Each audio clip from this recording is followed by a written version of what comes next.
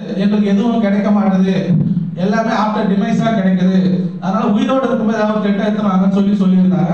So அந்த திட்டம் தான் இது. 20 வருஷம் கடந்த பெண்கள் உறுப்பினர்களுக்கும் 25 வருடம் கடந்த ஆண்கள் உறுப்பினர்களுக்கும் மாதந்தோறும், அதாவது 5 பேர் ஒரு வாட்டி ஒருத்தர் வாங்கிட்டாங்கன்னா அதுக்கப்புறம் அவங்களுக்கு கிடையாது. அதுக்கப்புறம் யாராவது வரவங்க 1 by 1 வரும். இது முடிஞ்சதுக்கு அப்புறம் இந்த தொகை, அதாவது இப்போ 3000 கொடுக்குறது, இந்த லிஸ்ட் முடிஞ்சதுக்கு அப்புறம் அடுத்தது மறுபடியும் எங்களுக்கு வேலை செய்யறதுக்கு எங்களுக்கு நீங்க அனுமதி கொடுத்தீங்கன்னா இந்த 3000ன்றது மறுபடியும் உறுப்பினர் உரிமை தொகை ஒரு உறுப்பினர்களுக்கும் 5000 வழங்குவதற்கு நடவடிக்கை எடுக்கப்படும். சேம நலநிதியை பத்தி சண்முகம் பேசுகிறாரு. ஸோ சேம நலநிதியை பொறுத்த வரைக்கும் மரியாதைக்குரிய செயலாளர் சண்முகம் எப்படி சொல்றதுன்னா, புலிவாலை பிடிச்ச கதை தான். புலி வாழை விட்டுட்டா புலி நம்மளை அடிச்சிடும். இப்போ புலி அடிக்கிறது நம்ம ரெடியா இருக்கோம். அந்த புலி அடிக்கிற நாள் தான் 3 மாசம் டைம் கேட்டிருக்காரு. 3 மாசத்துக்குள்ள நம்ம புலி அடிச்சுட்டு அந்த வெல்பெருப்பட்டை உயர்த்தி நம்முடைய குடும்பத்துக்கு நமக்கும் வரும் என்பதை இந்த நேரத்தில் மகிழ்ச்சியுடன் தெரிவித்துக் கொள்கிறோம்.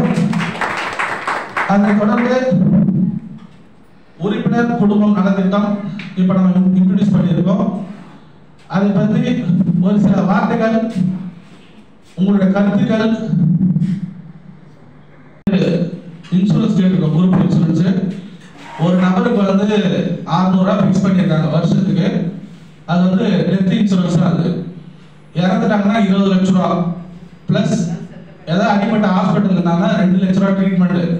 அதே போல அடிபட்டு வேலைக்கு போக முடியாம இருந்தாங்கன்னா மாசம் 10,000 ரூபாய் சம்பளம் மாதிரி ஒரு 10 மாசம் கொடுக்குறாங்க. அந்த ஸ்கீம்ல அதுல இருக்கு. மிக விரைவில் பார் கவுன்சில்ல அது நடைமுறைப்படுத்த போறாங்க. கொஞ்சம் சிஸ்டம் ப்ராப்ளம் இருக்கிறதுனால அந்த அப்டேட் பண்ண வச்சிருக்க எல்லாமே ஸ்கேனர் தான். ஒரு ஸ்கேனர் கொடுத்துருவாங்க, அட்வொகேட் கொடுத்தாங்க, ஸ்கேனர் கொடுத்துருவாங்க. அந்த ஸ்கேனர்ல போயிட்டு ஸ்கேன் பண்ணி உங்களுடைய சர்டிஃபிகேட் நம்பர் உங்க பேரை டைப் பண்ணீங்கன்னா ஆட்டோமேட்டிக்கா ஸ்கேனர் வந்துடும். அதை பே பண்ணிட்டீங்கன்னா உங்களுக்கு வந்து சர்டிஃபிகேட் வந்துடும். நீங்க யாரையும் எதிர்பார்க்கணும்னு அவசியம் இல்லை. ஏதாவது உங்களுக்கு வந்து தெரியலன்னா நம்ம சங்கத்தை வாங்கினா இங்கே ஸ்கேனர் வச்சிருப்போம். அதை நாங்கள் உங்களுக்கு சொல்லி கொடுத்து அது அடுத்த கட்டத்துக்கு நம்ம போகிறதுக்கு ஏற்பாடு பண்ணுவோம். அதே போல பார் கவுன்சில் அடையாள அட்டை அதுவும் ப்ராசஸ் போயிட்டு இருக்கு. இப்போ பார் கவுன்சில் செயலாளர் மாறினதுனால கொஞ்சம் ஒர்க்கு கொஞ்சம் ஸ்லோவா இருக்கு. இன்னொரு 1 மாசத்துலயோ இல்லை ஆகஸ்ட்லயோ இது ஒர்க்கு முடிஞ்சு நம்மளுடைய உறுப்பினர்களுக்கு பயன்பாட்டுக்கு வரும் என்பதை இந்த நேரத்தில் மகிழ்ச்சியோடு தெரிவித்துக் கொள்கிறேன். இப்ப நம்ம இன்னைக்கு கூடியிருக்கிறோம். இந்த உறுப்பினர் குடும்ப நல திட்டத்தை ஒரு சில ஆலோசனை வழங்க வேண்டும் என்று உங்களிடம் தெரிவித்தோம். அதை தொடர்ந்து ஆலோசனை வழங்கும் உறுப்பினர்கள், அதாவது வெளிப்படையா பேசலாம், தப்பு இல்லை. இது நம்மளுடைய குடும்பத்துக்காக நம்ம செய்யறது. எந்த ஒரு ஆலோசனையா தான் சொல்லுங்க, நம்ம அதுக்கேற்ற மாதிரி அடுத்த கட்டத்துக்கு இந்த திட்டத்தை எடுத்து போயிட்டு நம்மளுடைய உறுப்பினர்களுக்கு என்ன கிடைச்சா கரெக்டா இருக்குன்றத நம்ம எடுத்து போவோம். மைக் இருக்கு, யார் வந்து பேசுறதுனா இங்க மேடையில பேசலாம். மைக் யார் எடுக்கணும்னா நீங்க வந்து பேசுங்க ப்ளீஸ். சரி, மைக் அவங்ககிட்ட கொடுங்க. கேட்காது. இது பாருங்க, என்ன எப்படி எங்களுக்கு எந்த விதத்துல பெனிஃபிட், நாங்க என்ன பண்ணணும், எப்படி நாங்க அப்படி இது பண்ண வேண்டும்.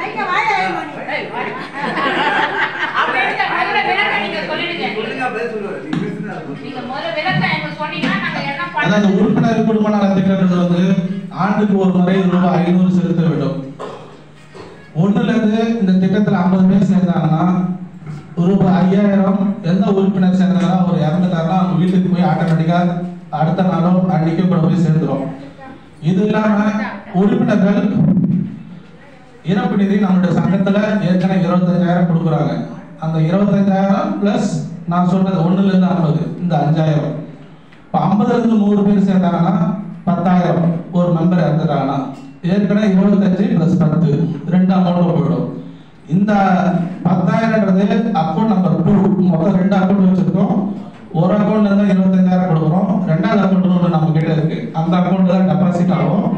இதுக்கு வந்து பொறுப்பாளராக ராஜன், துணை பொறுப்பாளராக ஆப்ரகாம், இவங்க 2 பேர் தான் வந்து இதை வழி நடத்துவாங்க.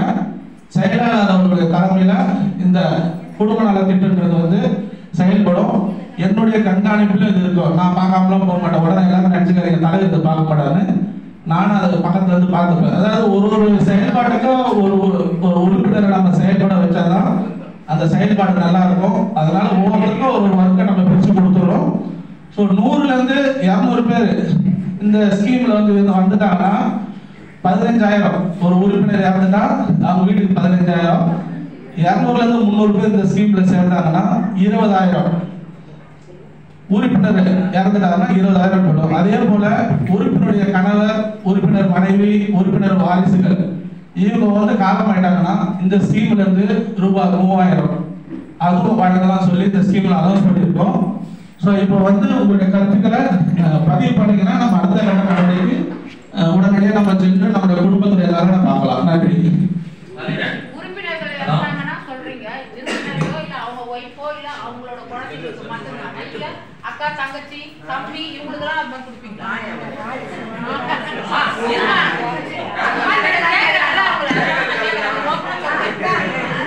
இல்ல மேடம், உறுப்பினர்களுடைய கணவர், உறுப்பினருடைய வாரிசுகள், அதான் அவங்களுக்கு பிறந்த குழந்தை, இவங்க இறந்தாதான் இந்த 3,000 ரூபாய். அதாவது ஆண்கள் உறுப்பினர் இருந்தா மனைவி, பெண்கள் உறுப்பினர் இருந்தா கணவர் பிளஸ் பசங்க, இவங்க ஏதாவது இறந்துட்டாங்கன்னா 3,000 ரூபாய் 2 பேருக்கு கொடுப்போம். உறுப்பினருடைய அக்காவோ தங்கச்சியோ மாமனோ மச்சானோ சித்தப்பாவோ பெரியப்பா இருந்துட்டா இந்த ஸ்கீம்ல நம்ம கொடுக்க முடியாது. அவ்வளவு தொகை நம்ம கிட்ட கிடையாது.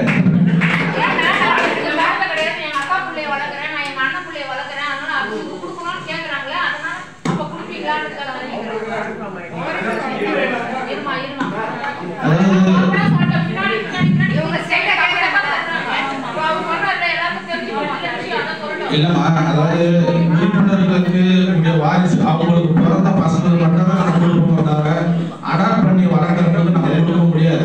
ஏன்னா அது மாதிரி நிறைய பேர் இருப்பாங்க, நம்ம கொடுக்க முடியாது. இந்த திட்டத்திலேயே உறுப்பினருடைய அம்மா அப்பா நம்ம சேர்க்காத காரணம், ஏற்கனவே நம்ம சட்டத்துல உறுப்பினருடைய அம்மா அப்பா இறந்துட்டா 4,000 ரூபாய் கொடுக்குறோன்றோம். ஒரு உறுப்பினருடைய அம்மா அப்பா இறந்துட்டா அந்த ஈம சடங்கு செய்யறதுக்கு அவங்க கூட பிறந்த நிறைய பேர் இருப்பாங்க, எல்லாம் ஜாயின் பண்ணி செய்வாங்க. ஆனா ஒரு உறுப்பினர் இறந்துட்டா அந்த முழு பலு ஆண் உறுப்பினராக இருந்தா அந்த பெண்ணுடைய மனைவி கிட்ட தான் முழு பலு போகும். அதே போல பெண் உறுப்பினராக இருந்தா அந்த ஆண் உறுப்பினர் தான் முழு பலு போகும் உறுப்பினர் கிட்ட. ஸோ நம்ம சேவ் பண்ண வேண்டியது நம்மளோட உறுப்பினர்கள் மட்டும்தான். ஸோ அதனாலதான் நம்ம உறுப்பினருடைய மனைவி, உறுப்பினருடைய கணவர், உறுப்பினருடைய வாரிசுகள்னு சொல்லி நம்ம கொடுத்துருக்கோம்.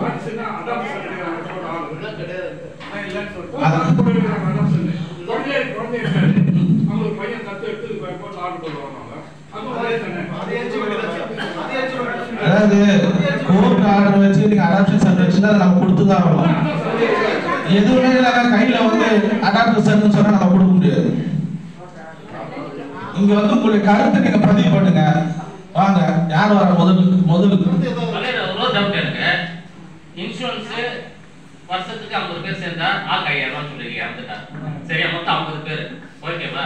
ஒரு வருஷத்துல 12 பேர் செத்துட்டாங்க, 10,000 ரூபாய் போடுமா? அது எங்க இருந்து கொடுப்பீங்க? புரியல.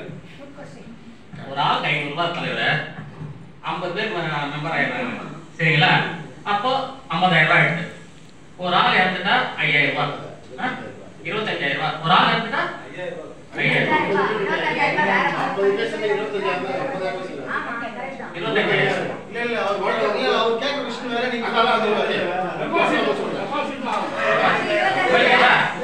இப்போ நீ ஒரு ஆள் இறந்துட்டா 5,000 ரூபாய் கொடுப்பீங்க. 50 பேர் மெம்பர், 50 பேர்ல 10 பேர் இறந்துட்டா 5 பேருக்கு 25,000 ரூபாய் கொடுக்க முடியாது. 5 பேருக்கு என்ன பண்ணுவீங்க? ஒரு அசம்ப்ஷன்ல தான் பேசுறீங்க.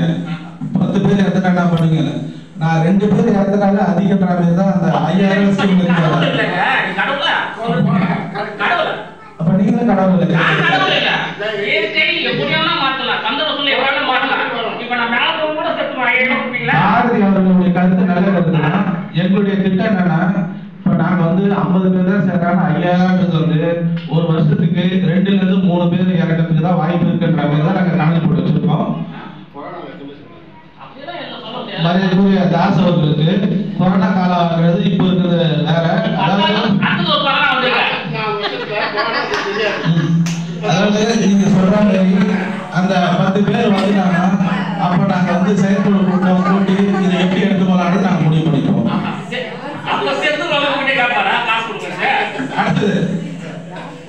அடுத்த கேள்வி.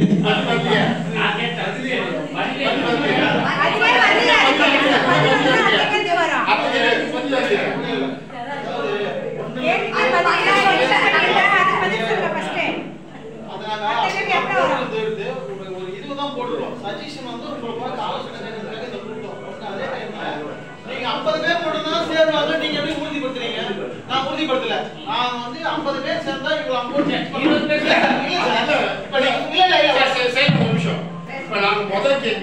50 பேர் சேர்ந்தா அந்த பேலன்ஸ் முடிவு டேக்கர் பண்ணி சொல்றேன்.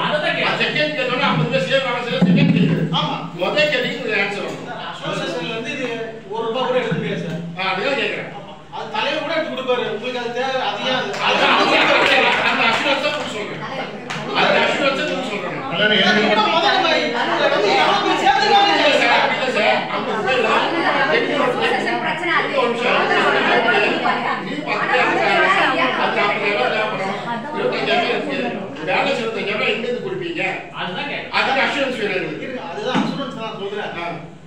இன்னும் நாங்க யாரு சேர்த்திருக்காங்கன்னே எங்களுக்கு தெரியல.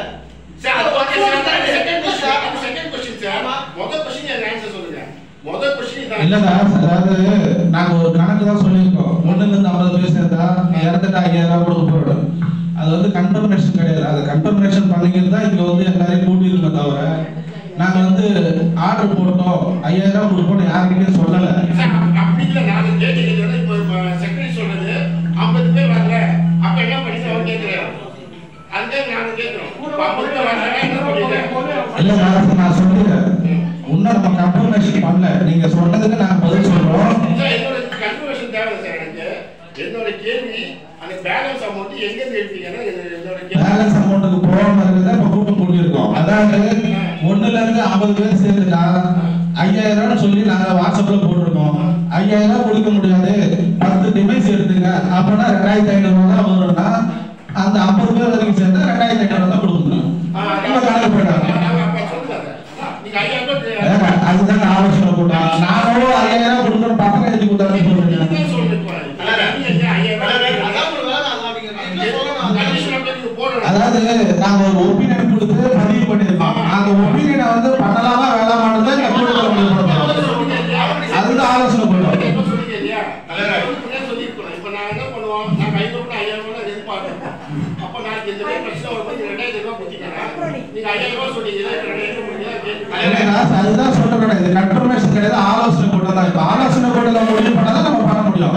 நீங்க ஆலோசனை சொல்றாங்க, எல்லாரும் ஆலோசனை சொல்ல போறாங்க. ₹500 வருஷத்துக்கு வாங்குறீங்க, அது ₹1000 இன்க்ரீஸ் பண்ணிட்டு போங்க. வருஷத்துக்கு தான் கொடுங்க. இல்ல சார், வருஷத்துக்கு ஒரு முறை ₹1000 வாங்குறது ஈஸி தானே.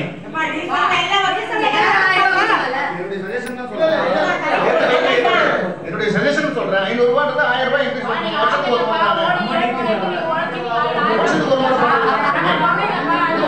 குடும்ப உறுப்பினர்களுக்காக நம்ம பண்றோம். பண்ணா என்ன? என்னுடைய கேள்வி எவ்வளவு? அதாவது இந்த திட்டத்துல வந்து ₹500 நீங்க கொடுக்குறீங்கன்னா உங்களுடைய ஒரு நாள் செலவு வந்து ₹1.36 காசு தான். நீங்க செலவு பண்ண போகுது 365. ஜானா மேடம், ஜீனா மேடம், ஒரு வருஷத்துல வந்து ஒரு 365 நாளுக்கு நீங்க ஒரு நாள் செலவு பண்ற காசு வந்து ₹1.36 காசு தான். ₹500 வாங்கினீங்கன்னா அதே நீங்க ₹1000 கொடுத்தீங்கன்னா ₹2 72 காசு நீங்க ஒரு நாளைக்கு செலவு பண்றீங்க. பட் ₹1000 கொடுக்கறதுக்கு நம்ம மெம்பர் வந்து ரெடியா இருக்கணும். ஏன்னா இது வந்து ஒரு கட் ஆஃப் டேட் வச்சு தான் பண்ண முடியும். இப்போ ஜூலை வந்துருச்சு. ஜூலை 31க்குள்ள யார் சேர்றாங்களோ இந்த ஸ்கீம்ல வந்து அனுமதிக்கப்படும். அதுக்கப்புறம் சேராதவங்க வந்து அனுமதிக்கப்படாதுன்ற மாதிரி நமக்கு எடுத்துட்டு வந்தாதான் அடுத்த வருஷம் ஜூலை 31 வரைக்கும் இந்த ஸ்கீம் வந்து நம்ம நடைமுறைப்படுத்த முடியும். ஸோ உங்களுடைய கருத்து வந்து ஒரு ₹1000